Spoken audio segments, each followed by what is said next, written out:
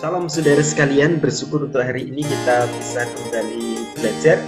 Dan hari ini kita akan belajar satu topik di dalam kitab Perjanjian Lama, yaitu kita akan belajar tentang pernikahan.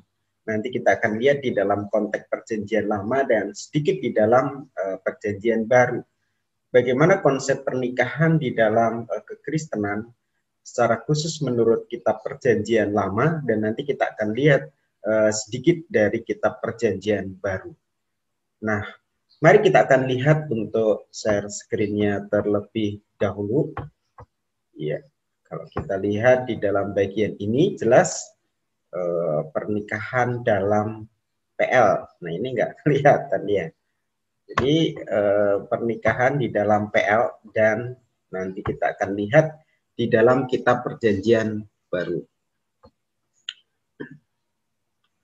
Kita menggambarkan bahwa ya Allah merancang dan juga membentuk suatu lembaga pernikahan melalui dipertemukannya laki-laki dan juga perempuan dalam suatu lembaga yang disebut dengan lembaga pernikahan. Jadi lembaga pernikahan itu Allah sendiri yang membentuk. Lalu dasarnya dari mana? Mari kita lihat Kejadian pasal 2 ayat 18 sampai ayat yang ke-20. Ayat 18, Tuhan Allah berfirman, tidak baik kalau manusia itu seorang diri saja. Aku akan menjadikan penolong baginya yang sepadan dengan dia. Ya, tidak baik kalau manusia itu seorang diri, Adam, aku akan menjadikan penolong baginya yang sepadan dengan dia. Lalu Tuhan Allah membentuk dari tanah segala binatang hutan dan segala burung di udara, tetapi baginya sendiri ia tidak menjumpai penolong yang sepadan dengan dia. Jadi kalau kita lihat di ayat 19, di sini Tuhan membentuk dari tanah segala binatang hutan, burung. Lalu dibawalah mereka ke Adam, dan Adam menamai mereka, dan wah, kayaknya nggak ada yang cocok dengan saya. Nggak ada yang sepadan dengan saya. Nah, mari kita akan lihat lebih dalam dari 2 ayat di atas. Frase tidak baik kalau manusia itu seorang diri. Nah, ini menarik ya. Jadi, kalau kita lihat sebelum-sebelumnya itu, ya Allah menciptakan mulai hari pertama, hari kedua, dan seterusnya itu selalu boleh dibilang baik dan bahkan sangat baik. Ya. Jadi kalau kita lihat kan hari pertama, hari kedua, hari ketiga, hari keempat, hari kelima, hari keenam, ya sebelum ini ya itu semuanya boleh dibilang baik dan sangat baik. Tapi khusus di ayat 18 Allah melihat bahwa Adam itu tidak baik. Nah ini kalau seorang diri. Jadi frase tidak baik ini menunjukkan bahwa ya sepertinya ada sesuatu yang kurang dalam diri manusia karena dia seorang diri. Nah memang kalau kita lihat di ayat-ayat setelahnya misalnya tentang ya boleh dibilang penjelasan-penjelasan tentang manusia itu harus beranak cucu, itu menunjukkan bahwa manusia itu memang makhluk sosial. Ya, sehingga memang pada prinsipnya manusia tidak bisa hidup sendiri. Dan di dalam konteks ini Allah bilang bahwa manusia yang sendiri itu tidak baik. Tidak baik. Nah, jadi ini butuh seorang penolong dan seorang penolong yang sepadan dengan dia. Ayat 19 bahwa Allah membentuk binatang dan semuanya itu dalam, kalau kita lihat memang tidak ada yang sepadan. Tidak ada penolong yang sepadan dengan Adam itu sendiri. Lalu Kejadian pasal 2 ayat 21 sampai 22 di dalam bagian ini. Lalu Tuhan Allah membentuk manusia, lalu membuat manusia itu tidur nyenyak. Ketika ia tidur, Tuhan Allah mengambil salah satu rusuk daripadanya, lalu menutup tempat itu dengan daging. Ayat 22. Dan dari rusuk yang diambil Tuhan Allah dari manusia itu dibangunnyalah, dibuatnyalah, dibentuknyalah seorang perempuan lalu dibawanya kepada manusia. Nah, jadi sepadan ini memang berbicara tentang ya penolong yang sepadan ini orang yang dalam pengertian ini ya sama seperti Adam, manusia, begitu. Dan kalau kita lihat di sini Hawa itu diambil, dibentuk Tuhan ya dari salah satu rusuk yang ada di dalam diri Adam.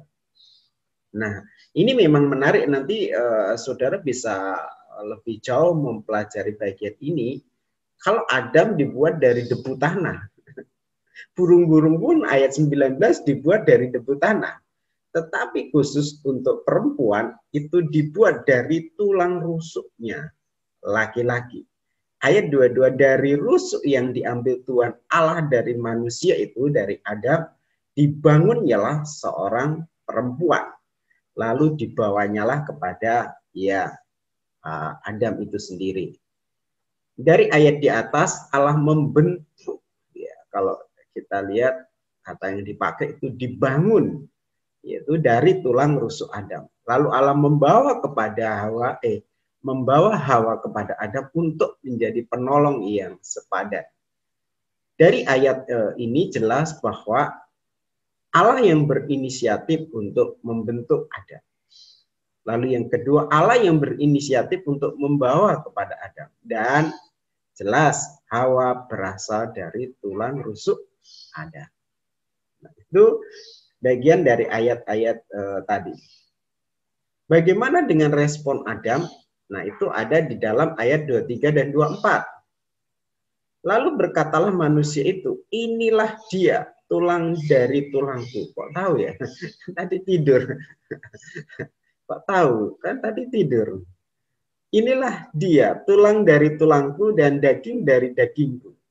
Ia akan dinamai perempuan, sebab ia diambil dari laki-laki. Sebab itu seorang laki-laki akan meninggalkan ayahnya dan ibunya dan bersatu dengan istrinya, sehingga keduanya menjadi satu daging. Ya, jadi jelas sekali dalam bagian ini respon Adam luar biasa, dia seperti paham ya. Inilah tulang dari tulangku, daging dari dagingku. Ya, jelas di sini. Nah, ayat 24 menjelaskan lagi bahwa seorang laki-laki akan meninggalkan ayahnya dan ibunya dan bersatu dengan istri. Nah, inilah lembaga pernikahan yang dibentuk oleh Allah. Ya, yaitu di dalam Kejadian pasal 2 ayat 24. Dan keduanya menjadi satu daging. Nah, mari kita akan lihat sifat pernikahan. Dari ayat-ayat di atas jelas sifat pernikahan yang pertama bahwa pernikahan Kristen itu adalah monogami, bukan poligami. Ya, ini menarik ya. Jadi pernikahan Kristen itu adalah pernikahan yang monogami. Dalam Kejadian pasal 2 ayat 24 dijelaskan, sebab itu seorang laki-laki akan meninggalkan ayahnya dan ibunya dan bersatu dengan istrinya, sehingga keduanya menjadi satu daging. Dari ayat di atas dijelaskan bahwa seorang suami akan bersatu dengan istrinya, sehingga keduanya menjadi satu daging. Nah, frase bersatu dengan istrinya ini menarik, karena kata istri yang dipakai ini untuk menjelaskan kata istri itu bentuknya tunggal, bukan jamak. Ini menegaskan bahwa pernikahan itu adalah ya satu istri, satu suami, satu istri.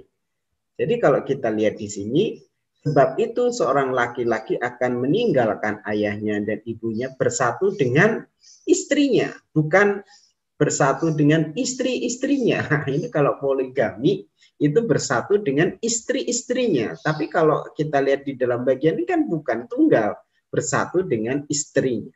Ya, jadi itu dasar yang dipakai. Lalu yang kedua, keduanya menjadi satu daging. Ini menegaskan bahwa dalam pernikahan hanya ada satu suami dan satu istri dan keduanya menjadi satu daging. Nah, di dalam PB khususnya di dalam Nanti beberapa ayat di sana jelas sekali bahwa menjadi satu daging itu berbicara tentang satu kesatuan. Ya, memang ada seksualitas di sana dan juga apa ya? Suami tidak punya hak atas dirinya, istrinya lah yang punya hak atas suaminya. Demikian juga istri tidak punya hak atas dirinya, suaminya lah yang punya hak atas istrinya. Nah, itu ada di dalam kitab PB berbicara tentang satu daging itu. Lalu yang kedua, sifat dari pernikahan itu selain monogami, dalam kekristenan dijelaskan bahwa sifat pernikahan itu adalah kudus. Dalam Kejadian pasal 2 ayat 24 dijelaskan, ya tadi sudah ya sebab seorang laki-laki akan meninggalkan ayahnya dan ibunya dan bersatu dengan istrinya, sehingga keduanya menjadi satu daging. Dari ayat ini tersirat bahwa lembaga pernikahan itu yang menetapkan adalah Allah. Allah yang menyatukan dua pribadi menjadi satu, ya menjadi satu daging. Hal ini menegaskan bahwa pernikahan itu kudus. Oleh karena itu, ya tidak boleh adanya perzinahan dalam keluarga. Nah, ya. Jadi kalau sudah ditetapkan oleh Allah, tidak boleh ya suami atau istri itu menginginkan orang lain. Ya, karena itu akan menimbulkan perzinahan.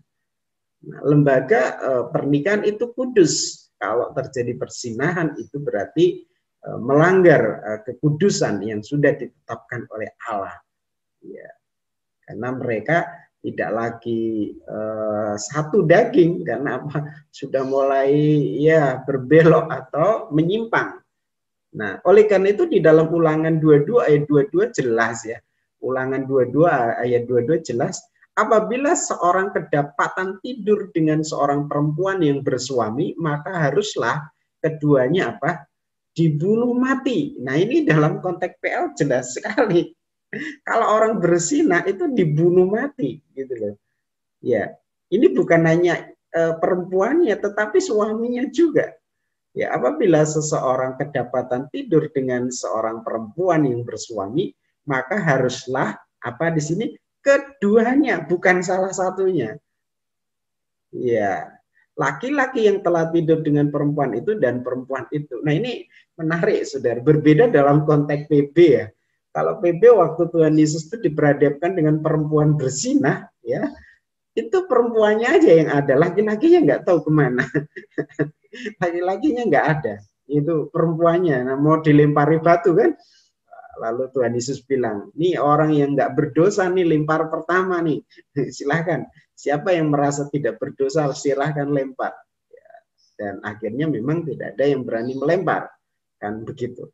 Tapi dalam PL jelas, ya kekudusan pernikahan. Kalau ada persinahan, hukumannya jelas di dalam bagian ini, yaitu dihukum mati.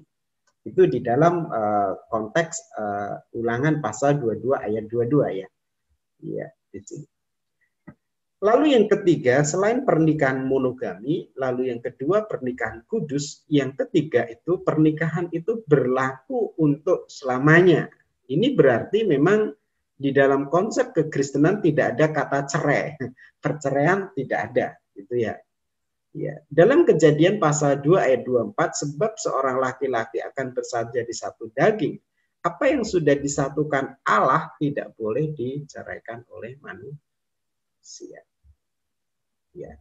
Memang nanti terkait dengan perceraian saya akan bikin video khusus ya, perceraian dalam konsep PL.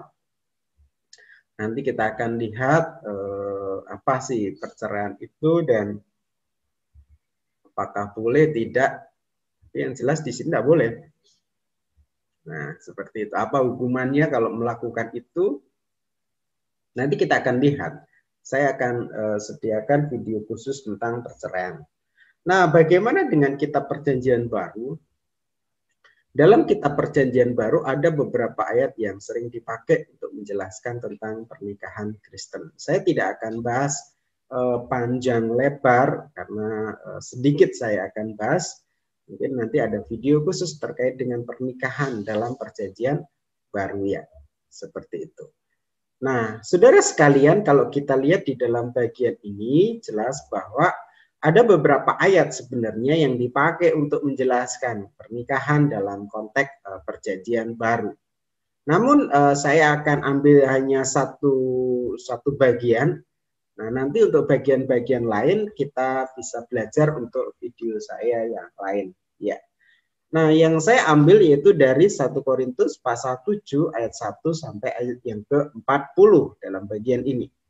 Di mana dalam ayat-ayat ini Paulus menjelaskan yang pertama bahwa pernikahan adalah bersatunya suami dan istri dalam satu daging.